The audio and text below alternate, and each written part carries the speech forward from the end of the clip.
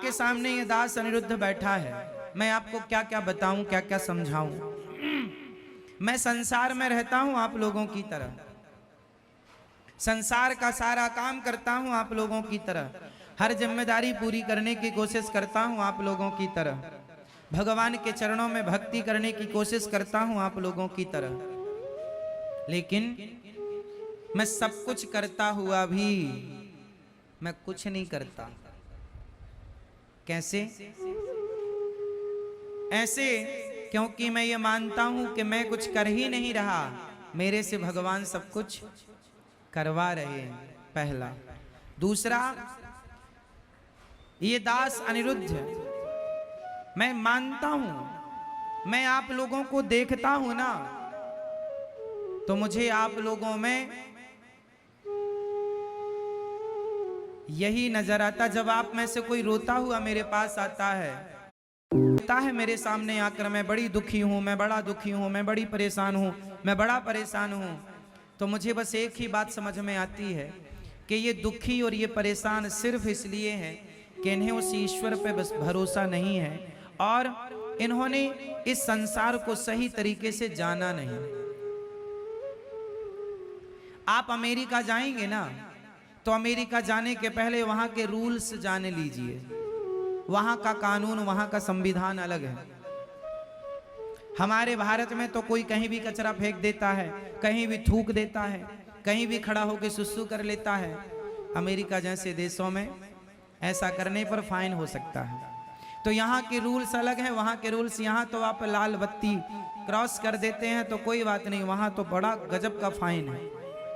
तो यहाँ के रूल्स अलग हैं, वहाँ के रूल्स। जब अमेरिका जाएं तो वहाँ के रूल्स फॉलो करने पड़ेंगे। उसी तरह जब संसार में आए हो तो संसार के रूल्स फॉलो करने पड़ेंगे। और आप लोग आ गए संसार में, लेकिन आपको संसार के रूल ही नहीं पता कि संसार का रूल क्या है। संसार का रूल क्या है, नियम क्या है? संसार का नियम है कि यहाँ जो आया है उसे दुखी होना पड़ेगा, और दुखी हैं। शर्त यह है कि आपको कोड़े भी पड़ेंगे और आपको रोना भी नहीं है। आपको दुख भी मिलेगा और आपको रोना भी नहीं है। भगवान कृष्ण मंदिर में खड़े हैं, बांसुरी बजा रहे हैं और स्माइल है होठों पर। भगवान की स्माइल ये कहती है कि आप संसार में आए हैं, संसार में दुख ही दुख है, इस दुख में संसार में रहना है, लेकिन मुस्कुराते हुए रहना है, खुश रहना है। क्या करेंगे? रोते हुए नहीं, मुस्कुरा। ये संसार दुख का सागर है, लेकिन मुस्कुराते हुए चलना है। आप लोग जो रोते रहते हैं ना, आपको रूल्स पता नहीं है कि संसार में रहने के तरीके क्या हैं। इसलिए भगवान बुद्ध जब आए तो ये ज्ञान हो गया उन्हें कि संसार दुखालय है। उनके सामने एक बूढ़ी अम्मा आई अपने मरे हुए बेटे को लेकर। गौतम बुद्ध भगवान बुद्ध के पास एक माँ आई, उनका बेटा मर गया, 5 साल का था। किसी ने बताया कि गौतम भगवान बुद्ध बड़े तपस्वी हैं और वो यदि कृपा कर दें तो तेरा मरा बेटा जिंदा हो सकता है, क्योंकि वो बड़े संत हैं और शक्तियां हैं उनके पास। जा मरा हुआ बेटा लेकर के आई, चरणों में लेटा दिया। महाराज मेरा बेटा चला गया, मेरे बेटे को आप अपनी शक्तियों से जीवित कर दो, मेरा इस बेटे के सिवा कोई नहीं है, मैं बड़ी दुखी हूं, मैं बड़ी परेशान हूं। भगवान बुद्ध भगवान ने कहा ठीक है, मैं तेरे बेटे को जिंदा करूंगा, लेकिन तुझे एक काम करना पड़ेगा। तू जा गांव में और 1 मुट्ठी सरसों लेकर आ, लेकिन सरसों के दाने उस घर से लाना, या चावल लेकर आ मुट्ठी भर। मैया को जगाओ।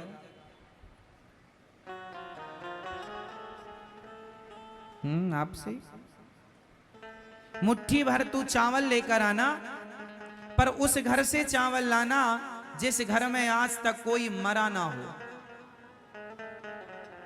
मुट्ठी भर सरसों चावल जो मिल जाए ले आना, पर उस घर से लाना जिस घर में आज तक कोई मरा ना हो। बूढ़ी अम्मा गई, ठीक है अभी लाती हूँ। भैया जरा मुट्ठी भर सरसों दे दो, हमारा बेटा चला गया है, उसे जीवित करना है, पर एक शर्त है। उसने चावल घर की जो थी वो चावल ले आई या सरसों। बोले कि तुम्हारे घर में आज तक कोई मरा है? बोले हाँ, कुछ दिन पहले हमारे ससुर चले गए। दूसरे घर गई, बोले तुम्हारे घर आज तक कोई मरा? बोले हाँ, कुछ दिन पहले हमारी सास चली गई। तीसरे घर गई, बोले तुम्हारे घर कोई मरा है आज तक? बोले हाँ, हमारे घर कुछ दिन पहले हमारे पति चले गए। चौथे घर गई, बोले हमारे घर कोई पत्नी चली गई। किसी ने कहा हमारे घर ये चला गया। वो सबका घर ऐसा था जिसके घर में कोई ना कोई कभी ना कभी मरा जरूर था। बूढ़ी अम्मा फिर वापस आई, भगवान बुद्ध से कहा ले आई चावल मुट्ठी भर। ना महाराज, नहीं मिला। चावल तो नहीं मिले, सरसों तो नहीं मिली, लेकिन मेरे प्रश्न का उत्तर मिल गया। चुपचाप उसने अपना बेटा उठाया, वहां से चली गई। बताओ क्या सबक मिला इस कहानी से, क्या सीख मिली? हम रोते हैं कि हमारा ये मर गया, हम रोते हैं कि हमारा ये दुख है। अरे जो दुख आपके पास है, सेम वही दुख आपके पड़ोसियों में भी है, औरों के पास भी है। क्यों है? क्योंकि संसार में जो आया है उसे दुख से गुजरना पड़ेगा। अब ये दुख से गुजरने में चाहे आप रोते गुजरो या हंसते गुजरो, वो आपकी मर्जी है। इसलिए संसार में क्या है? अब बताओ आप, संसार में क्या है, सुख या दुख?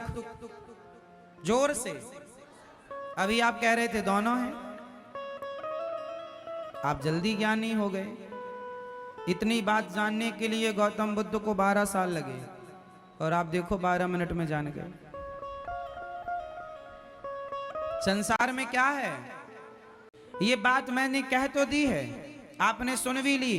कभी घर में एकांत में बैठकर मेरी इस बात का खूब ध्यान से चिंतन करना कि क्या संसार में सचमुच दुख है, और जो सुख है वो कितनी देर का है।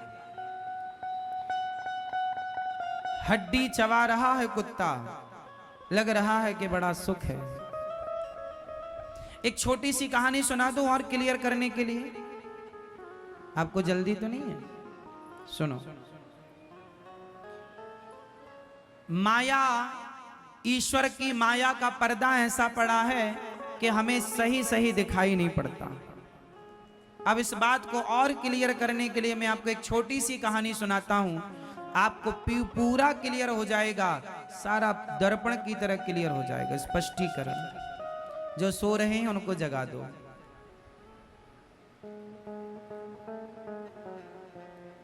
ये कहानी जो मैं सुनाने जा रहा हूं अनमोल है,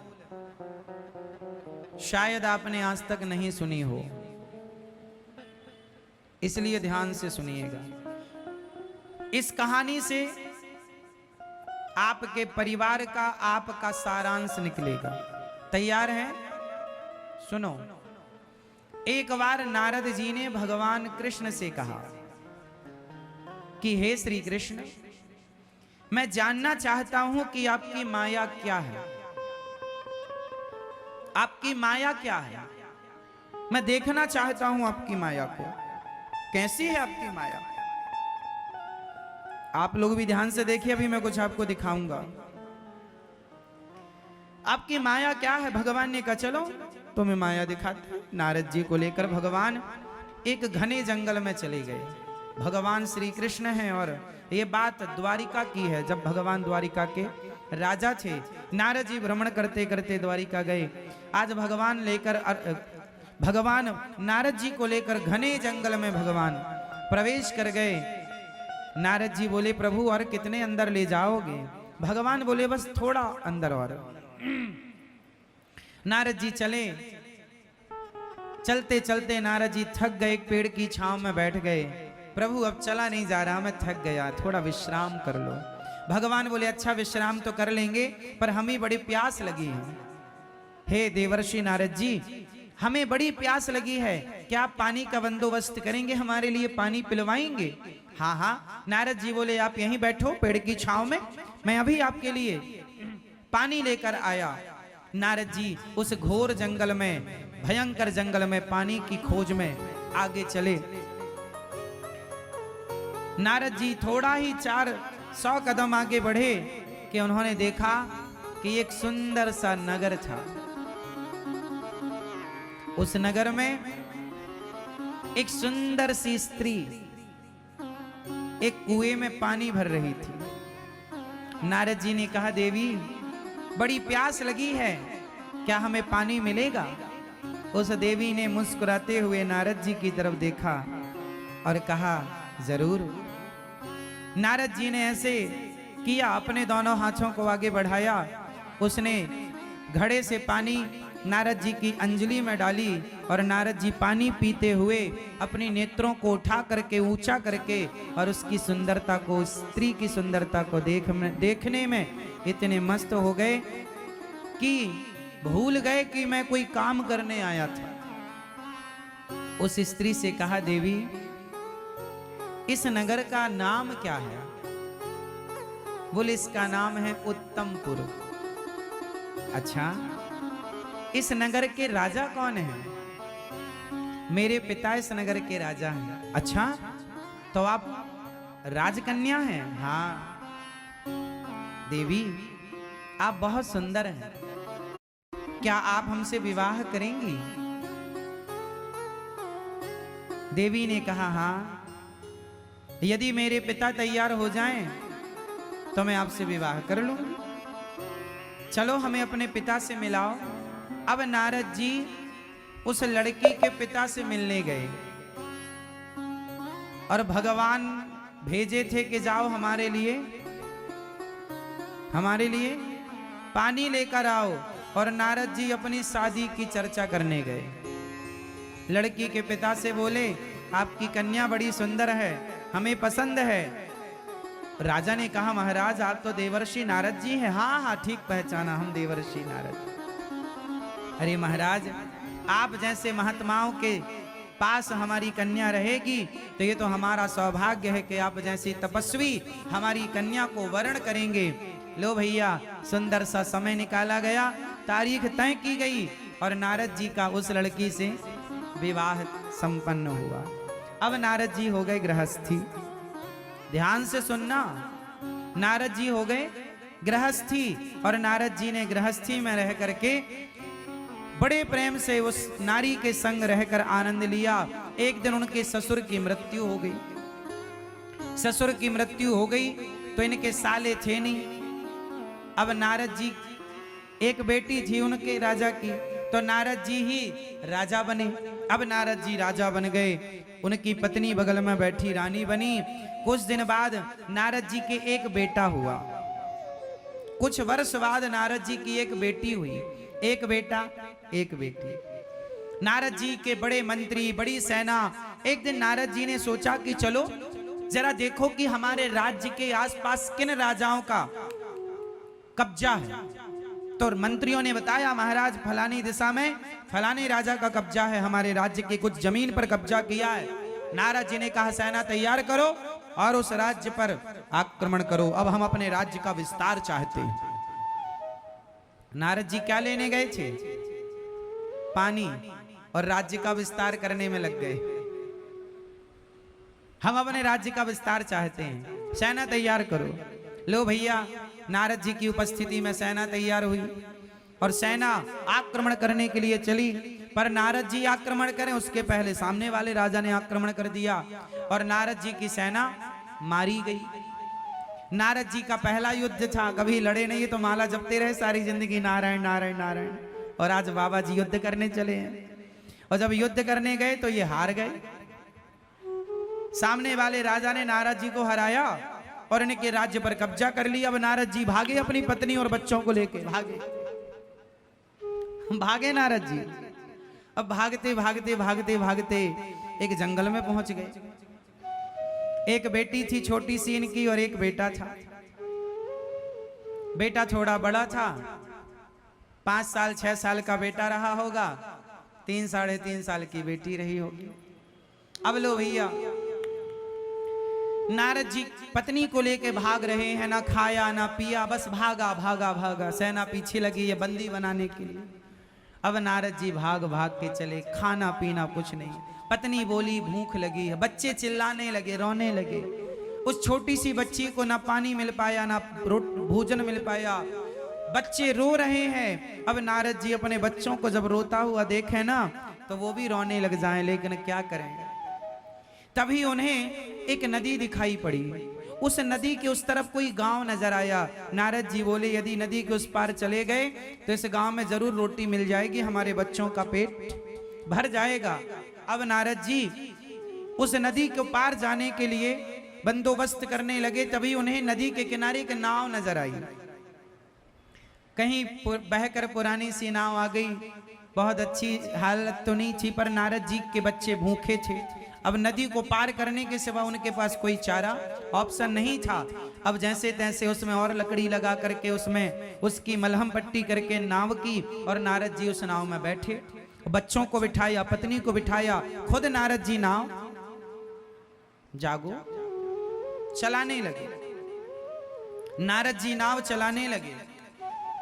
दुर्भाग्य देखिए कि जब नाव बीच भंवर में पहुंची, बीच नदी में, तो नाव में पानी भरने लगा। और जब नाव में पानी भरा तो नारद जी घबराए। पत्नी से कहा तुम्हें तैरना आता है? बोले हमें नहीं आता। अब नारद जी देख रहे हैं कि पानी भर रहा, छोटे छोटे बच्चे, 2 बच्चे, पत्नी। अब जोर कितनी नाव चलाएं, कैसे नाव चलाएं, फिर भी पानी को रोक ना पाए। और दुर्भाग्य देखिए कि नाव में पानी भर गया और नाव डूबने लगी। जब नाव डूबी तो नारद जी की पत्नी उनकी आंखों के सामने डूबने लगी, उनके बच्चे डूबने लगे, उनकी नन्ही सी बेटी पानी में डूबने लगी। नारद जी अब अपने को बचाएं कि पत्नी को बचाएं कि बच्चों को बचाएं।